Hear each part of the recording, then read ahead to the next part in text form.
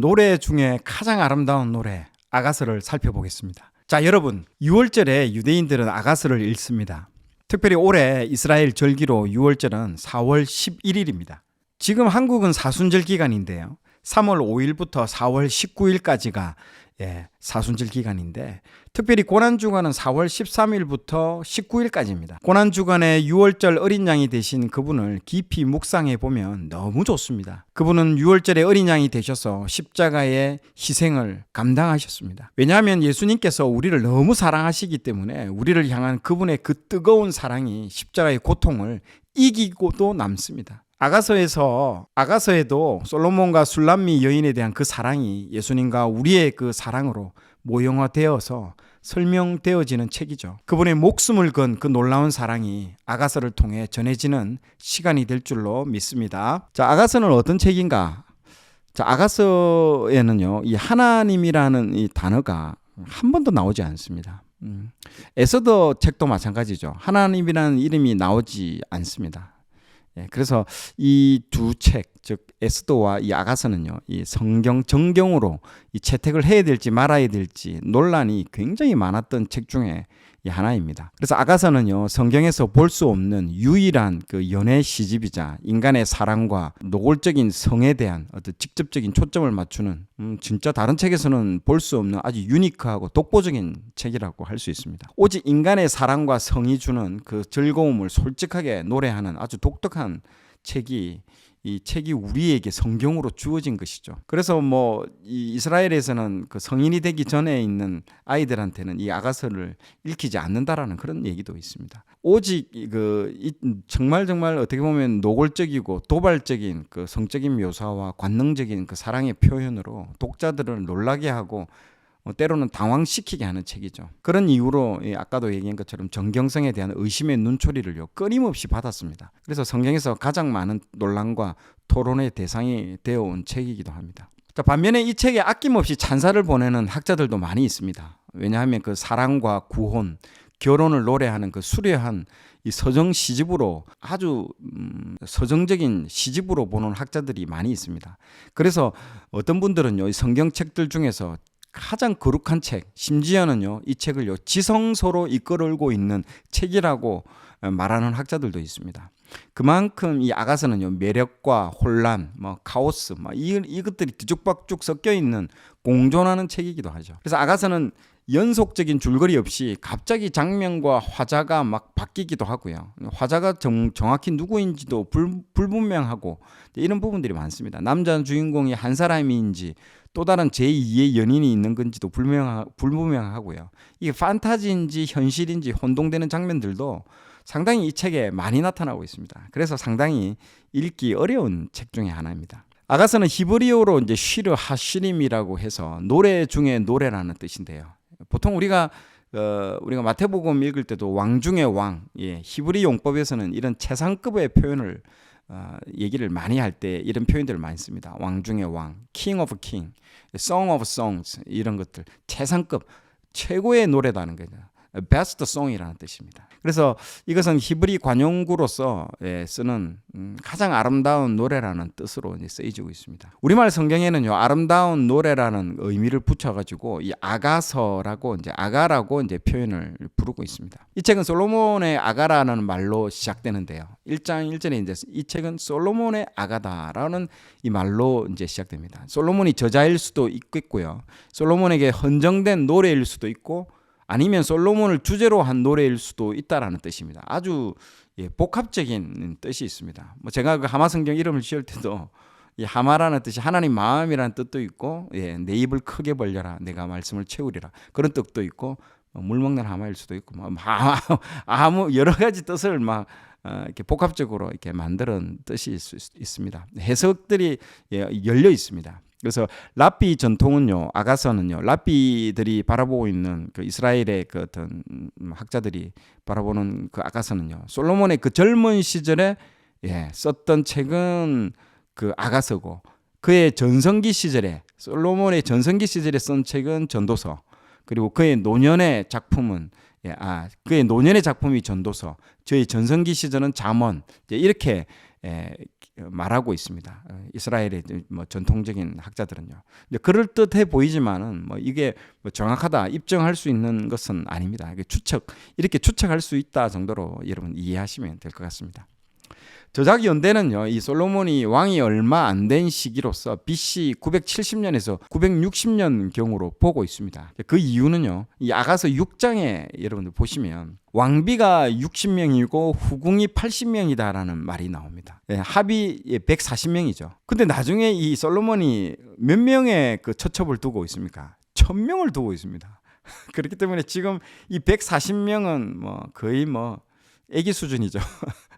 지금 좀 있으면 10배가 되기 전이기 때문에, 그렇기 때문에 이 솔로몬이 왕위에 오른 지 얼마 안 된 시기라고 추측을 하고 있습니다. 그 추측의 근거가 이 아가서 6장에 나오는 왕비 60명과 후궁 80명 정도로 보고 있기 때문에 그런 것이죠. 자, 솔로몬 저자가 아니고요. 주장하는 솔로몬이 이 아가서의 저자가 아니다라고 주장하는 사람들도 있습니다. 이제 처첩들은 1000명이나 거느렸던 그 솔로몬이 과연 한 여인과 어떻게 이런 배타적인 사랑을 할 수 있었을까? 그래서 이거는 솔로몬이 쓴 게 아니다라고 이제 추측하는 사람들도 많습니다. 의심을 품는 거죠. 이 책 전체를 지배하는 목소리가 여인이라는 점에서 저자가 여인일 거라고 주장하는 그런 사람들도 있습니다. 분명한 것은 어느 쪽이든 이 책의 저작권의 누가 저자인지에 대해서 확신하게 입증할 수 있는 근거는요, 다 충분하지 않다라는 것입니다. 그래서 참 여러 가지 이제 추측이 이제 많이 있습니다. 그러나 우리는 뭐 솔로몬이라고 볼 수도 있기 때문에 솔로몬으로 우리가 단순하게 보고 생각하면 될 것 같습니다. 자, 이 솔로몬은 이 성전을 완성한 이스라엘 왕입니다. 그래서 하나님은 이 성전 완성을 위해서 정말 이 솔로몬에게 지혜를 주죠. 뭐 우리가 열왕기 상에 보면 솔로몬이 그 재판을 위해서 지혜를 이제 구한 것이죠. 그렇지만 또 중의적인 표현으로는 솔로몬이 나중에 성전을 건축하기 위해서 하나님이 복합적인 것들을 다 주는 것이죠. 지혜를 주시면서 이 성전을 완성시키게 하는 그 지혜도 주셨습니다. 자, 예수님에 의해서 그 하나님의 성전이 어떻게 지어지는지를 보여주고 있는 것이 이제 이 내용이라고 볼 수 있습니다. 그런 이야기가 잠언, 전도서, 아가서 그런 내용들입니다. 즉 잠언, 전도서, 이 아가서 이런 책들의 내용들이 하나님이 우리를 완성해 나간다는 거죠. 때로는 연인과 같이, 이 아가서에 있는 연인과 같이, 때로는 지혜로, 때로는 우리 인생의 모든 것들을 전도서와 같이 인생을 다 경험해 본 사람들의 어떤 그런 내용들로 채워져 있는 것들인 거죠. 그래서 그걸 통해서 우리 한 사람 한 사람이 하나님의 그 성전으로 완전하게 완성되어져 가는 모습들을 알려주고 있습니다. 자, 솔로몬을 여러분 보시면요, 예수님의 모형입니다. 이분이 백성들을 참 잘 재판을 잘하기 위해서 하나님께 지혜를 구하죠. 하나님이 이런 솔로몬의 모습을 통해서 굉장히 많은 감동을 받습니다. 그래서 이것 때문에 나중에 하나님이 지혜를 주고 이 지혜의 왕으로 나중에 평가를 받고 있지 않습니까? 그리고 솔로몬이 통치하는 그 시대는요, 평화의 시대입니다. 여러분, 그래서 평화의 왕으로 표현하는 것도 예수님의 모형이기 때문에 그렇습니다. 그래서 이 구약에서 등장하는 수많은 사람들이 많죠. 모세도 있고 뭐도 있고 다 뭐 많은 사람들이 있지만 그 사람들의 아주 좋은 장점들, 좋은 점만 따서 딱 하나의 그림으로 완성되는 사람이 누구다? 예수 그리스도라는 거죠. 그 중에서 이 예수 그리스도의 모습 중에서 가장 많이 나타나는 솔로몬에게서 나타나는 그런 모습들이 이 평화의 왕, 지혜의 왕, 그것들을 묘사하고 있습니다. 그래서 예수님의 모형이기도 하죠. 성전을 지으려면 여러분 그 당시에는 평화가 있어야 됩니다. 엄청나게 많은 전쟁이 있었기 때문에, 그래서 누가 다 이 평정을 다 했습니까? 다윗이죠. 다윗이 그 일대, 근동 일대를 전부 다 전쟁으로 다 평정을 하고 조공까지 바치게 되는 그것들을 만들게 되죠. 그래서 완전히 평화를 만들게 되었습니다. 그렇기 때문에 저 성전, 왼편에 보이는 저 성전을 지을 수 있는 토대가 마련된 것입니다. 그래서 아버지의 모든 것들을 다 이어받은 거죠. 그래서 이 나중에 우리가 찬양할 때도 있죠. 이 평화의 왕자 모든 만물의 주 할 때 이 평화의 왕자가 어떤 모형이다? 이 솔로몬을 두고 예수 그리스도를 나타나는 그 찬양을 할 때 이 평화의 왕자라고 표현할 때 이 솔로몬의 모습들을 나타나고 있다라고 보시면, 모형으로 나타나고 있다고 보시면 됩니다. 여러분, 이 아가서는요, 문자 그대로 인간 연인, 그러니까 인간들 사이의 연인으로서의 연애시일까요? 아니면 하나님과 인간 사이의 관계를 은유적으로 표현한 알레고리일까요? 여러 가지 이런 해석들이 많이 등장합니다. 그래서 아가서의 해석 문제는요, 그동안의 숱한 논쟁에도 불구하고 아직 일치점을 찾지 못한 정말 난제 중의 난제입니다. 문자적으로 보면 아가서는요, 분명 인간 연인들의 그 뜨거운 연애시처럼 보입니다. 그러나 그렇게 보기에는 너무 지나치게 관능적이고 노골적인 그런 묘사들이 많아서 상당히 불편한 진실이 등장하고 있습니다. 그래서 유대교는 이 책을요, 하나님과 이스라엘 사이의 사랑을 상징하는 것으로 해석도 하기도 합니다. 기독교도 이 전통을 이어받아 가지고 그리스도와 교회의 사랑 이야기로 영적인 해석을 하기도 하죠. 그러나 많은 현대 주석가들은요, 이런 해석들을 아가서가 의도하지 않았던 자의적인 성경 해석이라고 생각합니다. 그래서 이 시들은 처음부터 두 연인의 연애시였는데 유대교의 그 랍비들과 초기 학자들이 영적인 해석으로 읽을 때만 나중에 정경으로 대우를 받을 수 있다라고 생각해가지고 하나님과 인간의 사랑을 노래하는 신비로운 그 영성 교과서로 성화시켰다고 보는 그런 학설들이 이제 많습니다. 어찌되었든 간에 지금 우리에게 이 아가서가 성경으로 내려오는 것은요, 이 책이 하나님과 우리 인간 사이의 관계를 잘 묘사하고 있는 것으로 볼 수 있는 것이죠. 자, 아가서는 어떤 영적인 의미가 있을까요? 이 아가서의 영적인 의미는요, 첫 번째는 어떻게 하나님의 백성이 되었는가, 그리고 두 번째는요, 하나님은 얼마나 큰 사랑으로 그분의 백성들을 사랑하셨는가에 대한 그런 영적인 의미들이 이 책에 많이 담겨져 있습니다. 자, 보십시오. 이 그림을 보시면요, 이 성경은 예수 그리스도에 관해서만 기록된 책입니다. 여러분, 구약의 성경이 있다고 해서 이 구약의 책이 뭐 예수님과는 동떨어진 책이라고 이런 보시면 절대 안 됩니다. 이 구약의 모든 책도 다 누구를 향해서 가르치고 있다? 예수 그리스도를 가르치고 있습니다. 그래서 성경은 예수 그리스도에 관해서만 기록된 책이라고 말할 수 있죠. 이 솔로몬이라는 사람이 예수님이라는 신랑에 의해서 어떻게 사랑받았는지에 대한 기록으로도 볼 수 있습니다. 그래서 신랑인 자기와 신부인 술람미 여인에 대해서 비유해서 쓴 내용이죠. 그분과 나에 대한 모든 묘사들을요, 이제 3인칭 객체로 만들어서 자기와 술람미 여인에 대해서 비유해서 쓴 책이다라고 이제 해석도 할 수 있고요. 사실 술람미라는 그 이름 자체가요, 솔로몬 이름입니다. 솔로몬이 남자 이름이고 술람미가 여자의 이름으로 여러분 보시면 됩니다. 그래서 이름 속에서 모든 게 지금 뭔가 상징하고 있습니다. 이 알레고리가 있는 것이죠. 은유하고 있습니다. 솔로몬의 이름이 샬롬, 평화의 왕이라는 뜻이거든요. 이 솔로몬 이름 자체에서. 그래서 평강의 왕, 평화의 왕에 의해서 화평케 되는 이야기를 말하고자 한다는 거죠. 왜냐하면 우리가 죄로 인해서 하나님과 우리 사이는 뭐가 관계가 됐죠. 죄로 인해서 이제 하나님과 우리 사이는 원수가 됐다는 거죠. 원수가 되었는데 예수 그리스도의 그 십자가 사건으로 인해서 이제는 화평하게 되고 평화가 되었고 화목이 일어났다라는 그 얘기를 하는 겁니다, 지금. 자, 그래서 이것은 예수 그리스도와 교회와의 관계를 설명하기도 하는 겁니다. 그래서 예수님은 우리와, 그리고 예수 그리스도가 이 교회와 관계, 모든 관계들을 통해서 우리에게 말해주고 있는 어떤 그런 부분들이 여기에 나온다라고 볼 수 있습니다. 그래서 예수님이 솔로몬, 교회를 우리로 나타나고 있는 표현들로 볼 수 있습니다.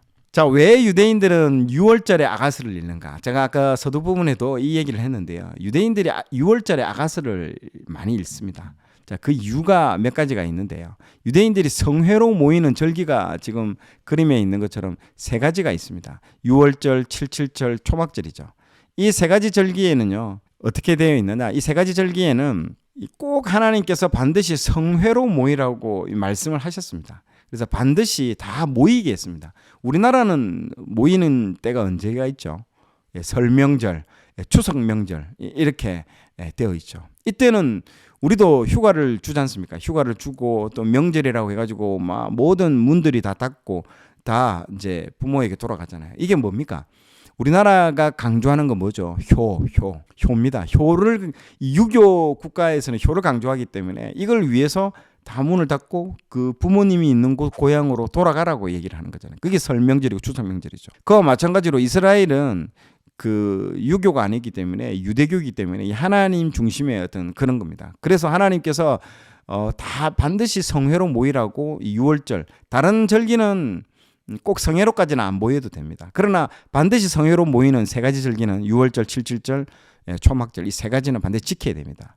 그래서 성회로 모일 때는 그 절기에 반드시 전체 책을 낭독하도록 이 절기에 읽어야 되는 책들이 따로 있다라는 것입니다. 칠칠절은 룻기를 읽습니다. 칠칠절은 뭐 다른 말로 하면 오순절이라고 하죠. 오순절 날에는 룻기를 읽고요.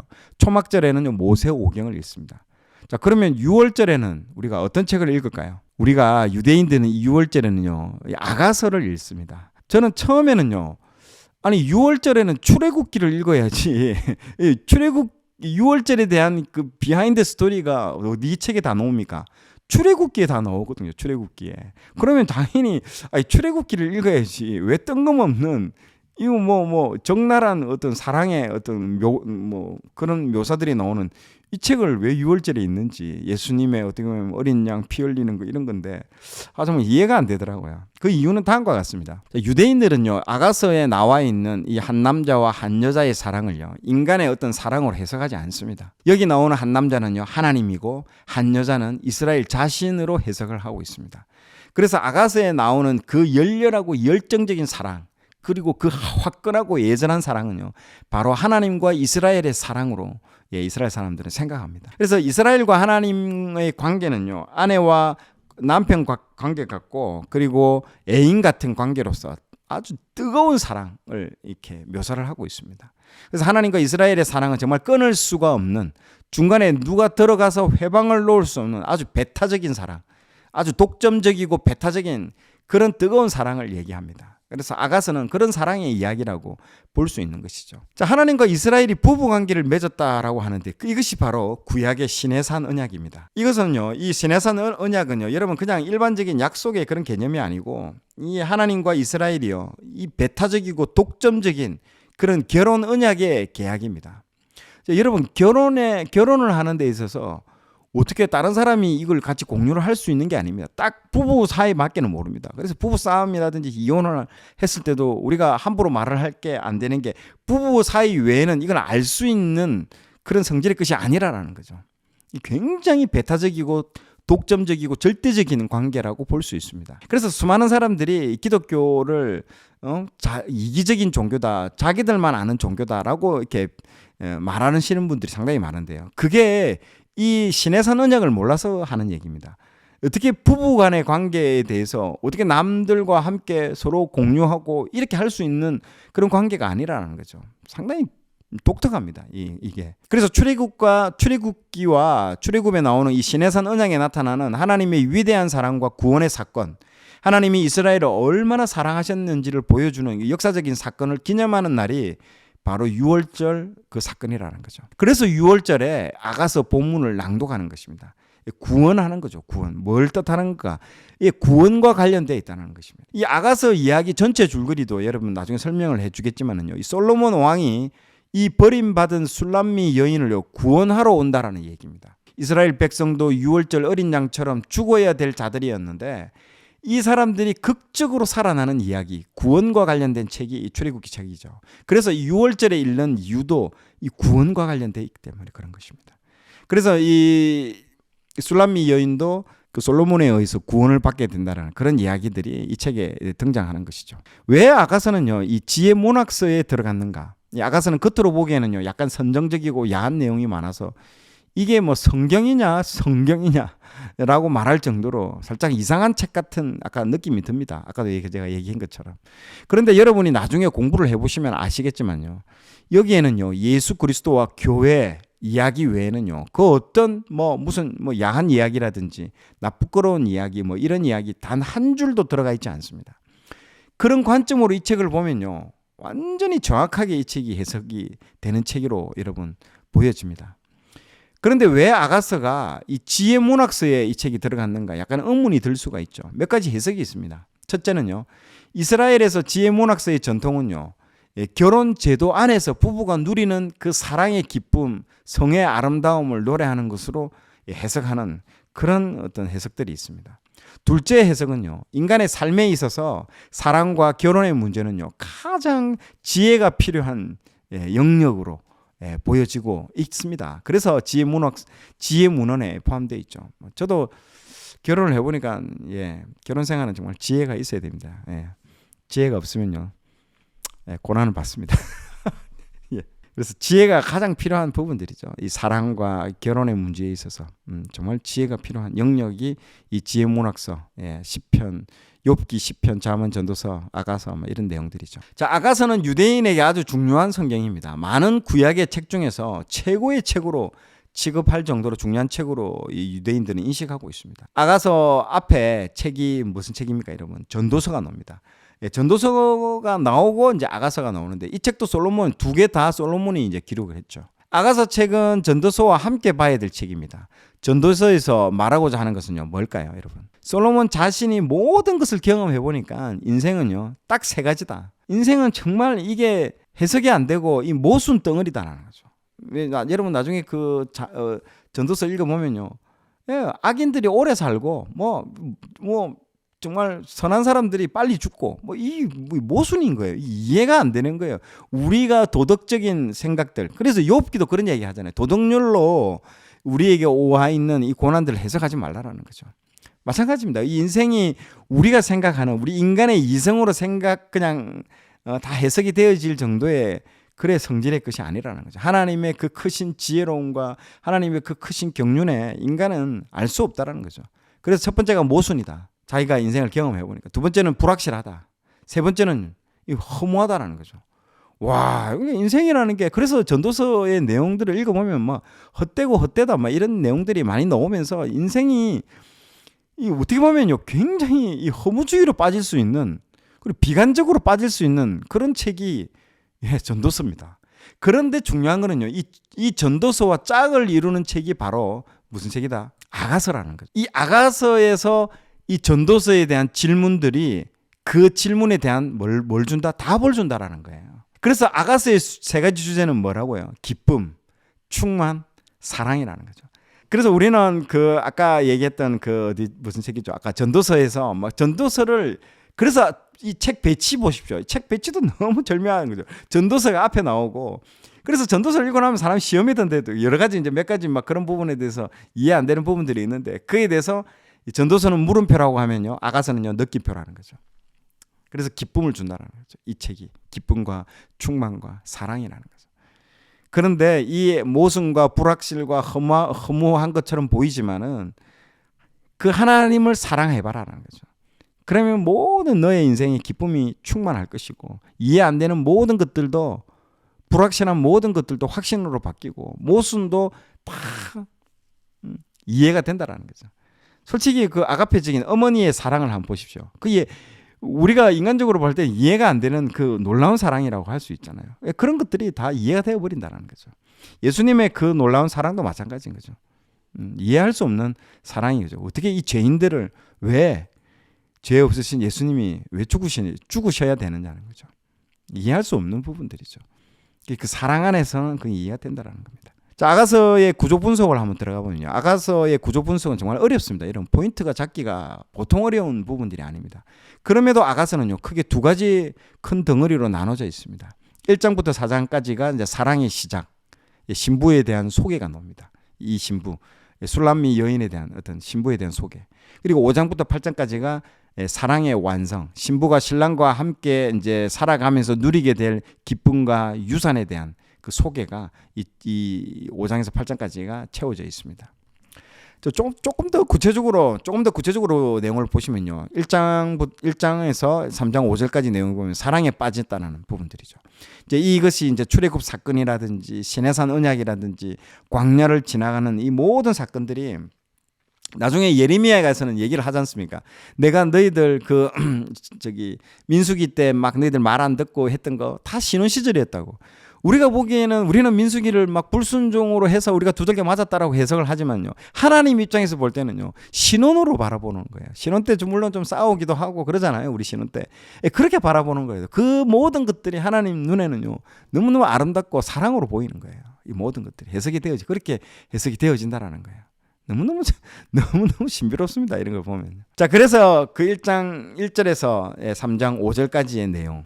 3장 6절에서 5장 1절까지가 연애와 결혼에 대한 이야기입니다. 이스라엘이 가나안 땅에 들어가서 이제 왕국을 건설하고 그리고 나중에 솔로몬 성전을 건축하는 그 사건. 그래서 나중에 솔로몬이 성전을 봉헌하잖아요. 그러면 이 봉헌하는 사건이 하나님과 이스라엘은 뭔 사건으로 바라본다? 결혼하는 사건으로 바라보는 거죠. 아까 시내산 언약도 결혼인데요. 이 솔로몬이 성전을 봉헌하는 거, 즉 신방을 다 만들고 그 신방 안에 이제 하나님과 이스라엘이 이제 같이 함께 살아가는 그 내용들을 말을 해주고 있는 겁니다. 결혼을 했다라는 거예요. 그래서 5장 2절에서 7장 10절은요, 사랑의 위기. 솔로몬 사후에 왕국이 분열되고 열왕들이 그 배교하고 바람피고 하는 하나님을 떠나는 그 사건들이 전부 사랑의 위기라고 바라보고 있습니다. 실제로 여러분 5장 그 아가서의 5장 2절에서 7장 10절까지 내용 보면요, 막 이제 그 신랑이 찾아왔는데 막 일어나기 싫어가지고 막 그 문도 안 열어주고, 그래서 나중에 자기가 깨닫고 나서 이제 딱 들어갔는데 나가 보니까 신랑은 떠나 있는 거예요 이미. 이제 이런 전반적인 사랑의 위기들이 그게 표현되어 있습니다. 아가서에 보면. 마지막 7장 11절에서 8장 14절은요, 이 사랑의 완성, 메시아를 통해서 안에 이스라엘을요 하나님께서 결국에는 회복시킬 것이다 라는 그 회복, 사랑의 완성, 이런 부분들이 쭉 펼쳐지고 나오고 있습니다. 자, 아가서의 장르를 여러분 살펴보면요, 아가서는 하나의 그 사랑의 시나리오입니다. 여러분, 아주 재밌는 부분들이죠. 그래서 드라마를 위해서 쓰인 희곡 대본과 같습니다. 그래서 아가서는 전체 117절이 나오는데요, 절로 따져보면 여성의 독백 구절이 한 70절 정도 나오고요, 남성의 독백 구절이 한 40절 정도, 그리고 뭐 에브리바디 뭐 합창으로 나오는 것이 한 7절 정도 나옵니다. 그래서 대사, 독백, 합창 부분이 중간중간 막 이렇게 스위칭하면서 들어가는 거예요. 여기 막 들어오면서. 그래서 이게 어떻게 보면요, 하나의 오페라, 막 그 아니면 오페라적인 요소입니다. 오페라처럼. 아니면 뮤지컬, 우리가 지금으로 보면 뮤지컬처럼 막 한 남자가 나와서 막 음악을 막 노래를 부르면서 하고, 좀 있을 때 여자가 나와서 노래를 부르고 다 같이 막 합창을 해서 또 같이 부르는 요런 이 아주 뮤지컬이나 오페라적인 그런 장르가 이 아가서라고 보시면 됩니다. 그래서 이런 게 뭐 없을까라고 한번 생각해봐서 제가 한번 제가 그리스라는 그게 있더라고요. 예, 뮤지컬이 있더라고요. 유명한 뮤지컬인데 그거 한 장면을 한번 보여드릴게요. 예, 여러분 재밌죠? 이 나중에 여러분 실제로 이 아가서를 읽어보면 딱 지금 방금 이 그리스라는 이 뮤지컬과 비슷한 장면이 나옵니다. 막 술람미 여인이 노래를 부르고요. 그 다음에 또 이 방해하는 또 여자 한 부류가 나와서 또 노래를 부르고, 또 남자가 나와서 노래 부르고 다 같이 합창해서 또 부르고 하는 이런 장면들이 막 스위칭해가지고 섞여서 나오는 거예요. 너무너무 이런 부분들이 지금 현대의 뮤지컬과 같은 그런 부분이라고 이런 보시면 이해하기 쉽습니다. 자, 아가서를 읽기 어려운 3가지 이유가 있습니다. 첫 번째는 이 아가서 전체가 모두 노래의 표현입니다. 시적인 표현이라고 되어 있습니다. 그래서 이게 시가 뭡니까? 압축한다는 거죠. 여러분들, 우리나라 사람들이 뭐 님의 침묵, 님은 같습니다, 뭐 이런 거 얘기하면요, 우리나라 사람들은 이게 일제시대 때의 그 뭐 조국, 뭐 민족, 뭐 이렇게 이해를 하는데요, 외국 사람들이 님의 침묵을 들으면 어떤 느낌을 받을까요? 이게 무슨 얘기하는지를 모른다라는 거죠. 당연하죠. 이 민족이 다르기 때문에 그런 거죠. 우리도 마찬가지입니다. 우리가 유대인이 아니기 때문에 이 아가서를 우리가 100% 이해할 수가 없습니다, 여러분. 거기다가 또 시적인 표현이기 때문에 굉장히 이거는 함축적이면서 어렵습니다. 그래서 아까 보세요. 아까 전에 보면 이 내용, 지금 제가 보여주는 이 아가서의 구조, 이 사랑에 빠지고 연애, 결혼, 이게 출애굽 사건과 시내산 언약과 이런 사건들을 우리 머릿속에 메모라이즈 되어 있어야 되는 거죠. 경험적으로 알면 지금 이거는 그때 그 시절 그 사건을 지금 얘기하는구나 라고 이해를 하고 우리가 함축적으로 바라볼 수가 있는 거죠. 그리고 김용훈 씨의 그 님은 같습니다. 저는 옛날에 그 시험 치다가 님은 같습니다. 여기서 님은 누구인가? 1번 연인, 2번 조국. 저는 연인 동그라미 치가지고 했는데 틀어지기도 하는데 왜 그렇게 해석할 수 있잖아요. 예, 그렇게 보는 것처럼 우리가 이 이스라엘의 독특한 역사적인 그 어떤 사건들이 많이 있습니다. 그 사건들과 함께 병행해서 보면 이 아가서가 이해가 됩니다. 자, 그래서 이런 부분들이 상당히 시적인 표현이라고 어렵습니다. 그리고 두 번째는요, 이 책은 주어가 불분명하기 때문에 이해하기 어렵습니다. 제가 그 레위기 할 때도 제가 말씀을 드렸는데 레위기가 우리가 이해하기 어려운 이유가 주어가 나오지 않기 때문에 어렵습니다. 그래서 이 양을 잡는 거 뭐 이게 뭐 가져온 재물을 제사장이 잡는지 실제로 가져온 사람이 잡는지가 주어가 안 나온다라는 거죠. 그래서 제가 그때 레위기 읽을 때 무슨 책을 권했습니까? 세번역. 예, 세번역을 읽으라고. 세번역에는 주어가 명쾌하게 등장하고 있습니다. 그래서 세번역을 좀 추천을 많이 해드렸습니다. 그래서 여기도 마찬가지죠. 이 아가서에는 주어가 불분명합니다. 이 말을 지금 신랑이 했는지 신부가 했는지 막 섞여 있기 때문에 이해하기가 너무너무 난해하고 어렵습니다. 세 번째로는요, 줄거리가 시간 순서가 아닙니다. 아까 1장부터 쭉 내려오는데 이게 시간 순서로 안 나와 있고 뒤죽박죽 섞여서 나와버립니다. 남녀가 만났다가 또 갑자기 남녀가 잘 지내는 듯한데 갑자기 남자가 도망을 가는 장면이 나오고 다시 신랑이 꿈에서 나오고 이게 뒤죽박죽으로 되어 있어서 도대체 이게 무슨 소리 하는지 모르겠다라고 이런 생각하는 사람들 많습니다. 그래서 여러분들 아가서를 읽다가 이게 시험 듭니다. 이게 무슨 소리인지도 모르고 이상한 또 뭐 너무 적나라한 표현들도 나오고 그래서 손을 놨는 경우가 많죠. 그래서 이거는 굉장히 아가서 같은 경우에는 가이드를 받으면서 읽는 책이라고 볼 수 있습니다. 성경을 많이 읽어보는 분들은요, 여러분 성경뿐만 아니고 많은 책들도 책을 딱 읽어보는 사람들이 제일 먼저 뭐를 읽습니까? 머릿말을 읽어야 돼요. 머릿말. 특히 1장을 읽고 그리고 책을 빨리 지금 시간이 없는데 이 책을 다 빨리 보고 싶다 할 때는 어디를 빨리 볼까요? 머릿말을 보고 바로 결론으로 바로 보시면 됩니다, 여러분. 이 책이 뭘 얘기하느냐? 머릿말에는 이 책을 썼던 작가의 의도가 등장하고요. 그리고 맨 뒤에 결론은요. 그래서 이렇게 했다라는 거고. 중간에 본론은 무슨 내용이 나올까요? 예, 이 작가가 이런 결론을 내기 위해서 어떤 근거를 들었는가, 근거 내용이 본론에 나오는 거죠. 그래서 이건 안 봐도 됩니다. 실제로 이 작가가 말하고자 하는 결론은 뭔데?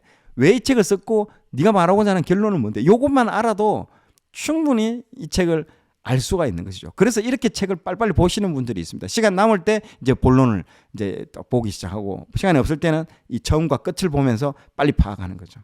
그래서 제가 이 성경을 얘기할 때 수미상관법이라고 얘기했잖아요. 수미상관법이 아주 중요합니다.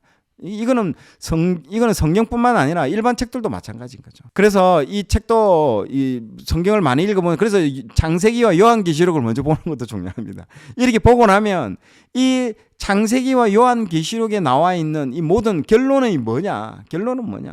신랑이 우리 신부를 찾아온다라는 거죠. 나중에. 그리고 그 내용은 신랑이 신부를 얼마만큼 사랑했느냐의 내용이 이 본론 이 가운데 토막이 딱 그런 내용들이 나오겠다라는 걸 여러분 이해하시면 되는 거예요. 성경이 전체 그런 내용인 거예요. 천지를 창조했고 하나님이 이 땅을 창조했고 결국에는 죄로 인해서 무너졌는데 결국에는 신랑이 이걸 다 회복시키고 다시 신부를 찾아온다는 이 요한계시록의 내용이 그럼 가운데는 이 신랑이 우리를 얼마나 사랑했는지에 대한 내용이 그 가운데에 나온다는 거죠.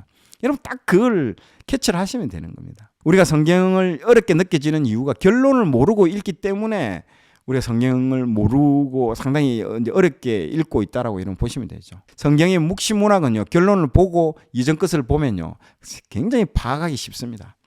자, 그런 것처럼 이 아가서도 먼저 이 결론을 먼저 듣고 이 책을 보면요, 굉장히 쉽게 여러분 이해할 수가 있습니다. 그래서 먼저 제가 이 파편처럼 흩어져 있는 아가서의 파편처럼 흩어져 있는 이것들을 구슬로 제가 한번 꿰어지듯이 꿰도록 한번 해보겠습니다. 자, 그래서 제가 지금부터 스토리텔링으로 아주 한 개의 재미있는 이야기를 해드리겠습니다. 요거는 이 아가서에 흩어져 있는 것들을 다리미로 달아서 제가 딱 하나로 꿰서 얘기를 할 테니까요. 이제부터 집중해서 잘 들으시기 바랍니다. 옛날에 에브라임 산지에 아주 가난한 한 가족이 살고 있었습니다. 거기에는요, 솔로몬이 운영하는 포도원이 있었는데요. 솔로몬이 가난한 농부의 집에 이제 경작을 맡겼습니다. 이 포도원을 너희들이 좀 경작해라 했는데 이 맡겼던 이 집이 가정사가 상당히 복잡합니다. 그 집은 아버지가 없고요. 어머니만 있는 거예요. 근데 어머니 밑에 여러 남매들이 함께 살고 있었습니다. 아버지는 일찍 돌아가신 것 같아요. 그런데 이 아버지가 과거에 어떤 여자랑도 함께 살았던 것 같아. 그러면서 배다른 동생들이 있었던 것입니다. 그래서 딸이 2명 이상 있었고 아들도 2명 이상 있었습니다. 여러 남매가 있었는데 여러 남매 중에는요, 큰 딸이 오늘의 주인공 이 술람미 여인입니다. 이 수많은 아들과 딸이 있었는데 그 중에 가장 큰 딸, 위에 오빠들도 있었고요. 오빠들도 있습니다. 그 중에 딸 중에서는 가장 큰 딸이 술람미 여인입니다. 자, 유대 문화 속에는요, 한 아버지와 여러 아내가 상당히 많이 있었는데 요셉과 비슷하죠. 요셉도 형들에겐 심한 왕따를 당한 것처럼요. 심한 왕따를 이제 당했는데 그런 것들도 보면 상당히 가정사에 그런 부분들이 많이 있지 않습니까? 아버지는 하나인데 라헬과 레와 그리고 또 4명의 여인들이 애를 낳아가지고 상당히 그 안에서 어려움을 당하고 있지 않습니까? 요셉이요. 그런 것처럼 여기에 나오는 술람미 이 여인도 똑같은 취급을 받습니다. 형제 자매 어머니에게도 미운 털이 박혔다는 거죠. 미운 오리 새끼 취급을 당하고 있습니다. 한마디로 가정에서 완전히 왕따. 그래서 그의 오빠들도 그녀를 심하게 왕따를 시켰죠. 그 집은 아버지가 일찍 돌아가셨기 때문에 가족이 생활고로 막 어렵게 생활을 하고 있었습니다. 그래서 그녀는요, 가장 험한 일인 이 포도원을 경작하는 일을요 맡을 수밖에 없었습니다. 그래서 술람미 여인은요, 늘 포도원을 가꾸고 양떼도 치고 작은 담장을 허무는 여우를 잡기 위해서 덫을 놓기도 하고 막 고생을 많이 했습니다. 그래서 자연히 밖에서 일을 많이 하다 보니까요, 얼굴이 검을 수밖에 없는 것이죠. 내 어머니의 아들들, 내 어머니의 아들들이라는 표현이 좀 있으면 나올 겁니다. 이게 이제 배다른 남매, 그 남매 사이라는 거죠. 나의 포도원을 내가 지키지 못하였다. 이런 것들도 은유적인 표현입니다. 이제 이거 왜냐면요, 포도원에 일을 막 하려고 하면 오빠들이 와가지고 야 술람미 너 이거 해 하면서 이거 저거 시키는 거예요. 다른 일 시키는 거죠. 그렇기 때문에 이 포도원을 내가 온전히 잘 경작해서 포도원을 잘 내가 이걸 잘 하려고 하는데 조금만 포도원 일을 하다 보면 이거 시키고 다른 일 시키고 이러다 보니까 내가 포도원을 내가 지키지 못했다는 표현이 나오는데 이런 이유들 때문에 그런 거죠. 자기의 일마저도 온전히 감당할 수 없었다라는 거죠. 그리고 그의 그 젊은 여인인데 얼굴에 햇빛에 검게 노출이 되어가지고 거의 뭐 흑인처럼 이제 보여지게 된 거죠. 이 처녀의 아름다움을 유지할 만큼 자기 자신을요 돌아볼 겨를이 없는 그렇게 정신없이 살았다는 거죠. 우리랑 비슷하죠. 우리도 좀 정신없이 하루하루 그 자조적인 시름을 매일매일 토해내는 그 의미라는 것입니다. 예. 다른 또래의 친구들을 보면 보세요. 자기 나이 또래에 있는 다른 친구들은 그 어머니의 그 어떤 보살핌 속에서 그늘 밑에서 또 남편의 그늘 밑에서 편안하게 생활하는 것을 보면요, 이 술람미 여인이 너무너무 부러워하는 장면들이 좀 나옵니다. 그런데 어느 날 큰 키에 잘생긴 양치기 청년을 보게 됩니다. 근데 어느 순간부터 그 남자가 이 술람미 여인을 탁 지켜보기 시작하는 거예요. 막 가슴이 뛰기 시작하는 겁니다. 그 청년 앞에서 독백하기 시작하는 거죠. 아무리 고단해도요, 그 청년만 보면 힘이 생깁니다. 근데 어느 날 그 청년이 와가지고 청천벽력 같은 소리를 합니다. 내가 멀리 어딘가에 이제 다녀와야 하는데 나를 위해서 기다려 줄 수 있어? 이렇게 물어보는 거예요. 그래서 어디를 가시려고 합니까? 하니까 나중에 말하리다 하면서 이제 이 청년은 떠나게 되는 겁니다. 그래서 이 여인이 말하기를 이제 내 마음은 당신뿐입니다. 나는 당신을 기다리겠어요. 그래서 내가 돌아오면 당신을 아내로 맞이하리다 하면서 청년이 정표를 하나 주고 떠납니다. 그래서 입맞춤을 하고 이제 떠나게 되는 것이죠. 그런데 세월이 1년, 2년 흘러도 이 청년이 돌아오질 않는 거예요. 이 여인의 마음은요, 이 청년으로 가득 채워져 있는데 너무너무 사랑해가지고 병이 생길 정도로 막 그렇게 힘들어하고 있죠. 그러자 동네 사람들이 한 명씩 말하기 시작하죠. 아유 이놈의 가시네야, 네가 속은 거야. 너가 시커먼 네 얼굴에 뭐 볼 게 있다고 어떻게 그 청년이 다시 돌아오겠냐. 네 마음만 다치니까 정신 차려. 조롱하고 막 놀리기 시작하는 거예요. 정신 차리라고. 그런데 이 처녀, 이 술람미 여인의 마음에는 이 청년밖에는 없다라는 거죠. 그러던 어느 날 한 마을에요, 큰 먼지를 일으키면서 호위병들이 등장하면서 큰 마차가 이제 들어옵니다. 그리고 그 호위병들이 막 그 마차 옆에서 막 뛰면서 막 등장하는 거예요. 근데 포도원 맞은편에 마차가 딱 서더니요, 볼품없는 그 술람미 여인 앞에 딱 서릅니다. 그대가 술람미 여인이요? 네 맞습니다. 이 나라 임금께서 당신을 데리러 오라는 어명을 받고 왔습니다. 이 처녀가 제가 무슨 잘못을 했나요? 하면서 막 쪼는 거죠. 이렇게 이 여인이 막 무서워서 이제 어떻게 할까 막 전전긍긍하고 있는데 금가마에 태워가지고 막 데려갑니다. 가보니까 등만 보이는 어떤 남자가 서 있는 거예요. 그래서 화려한 옷을 입은 사람들이 막 여기저기 모여 있고 왕이라는 사람 앞에서 얼굴도 못 들고 막 벌벌벌 떨고 있는데 머리를 탁 숙이고 있는데 갑자기 그 어떤 남자의 목소리가, 왕의 목소리가 낭자 머리를 드시오. 이제 말이 들리니까 고개를 드니까요, 바로 자신이 그 눈앞에 자신의 눈앞에 그 자기를 떠났던 그 양치기 소년이 왕으로 기환해서 딱 와 있다라는 거죠. 여러분 여기서 아멘 나와야 됩니다. 아멘. 예, 상당히 극적이죠. 바로 이 양치기 청년이 다시 오시기로 한 예수님을 말하고 있는 겁니다, 여러분. 왜 그럴까요? 예수님이 양치기 소년으로 왜 등장할까요?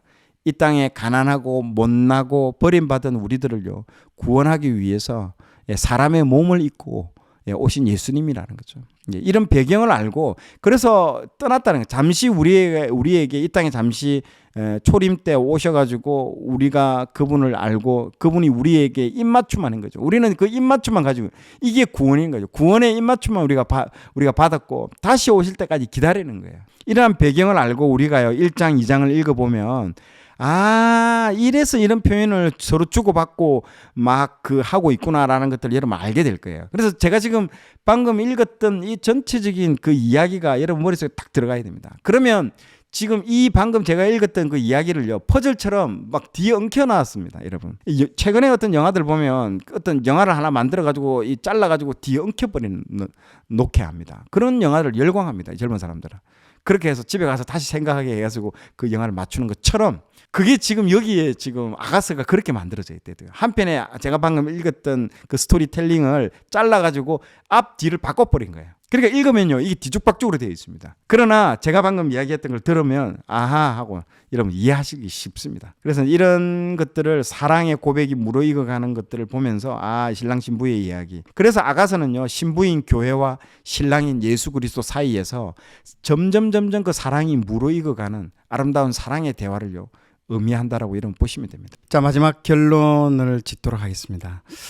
자, 하나님과 이스라엘이 부부관계를 맺었는데요. 이것이 바로 구약의 시내산 언약입니다. 이것은 상당히 독점적이고 절대적이고 배타적인 관계의 언약, 결혼 언약인 것이죠. 이것을 하나님과 이스라엘 간에 체결을 했습니다. 그래서 아가서는 이 결혼 언약을 바탕으로 남녀의 사랑을 표현한 것이죠. 그 사랑이 얼마나 뜨겁고 깊은지 여러분 솔직히 부부관계는요 누구도 알 수 없습니다.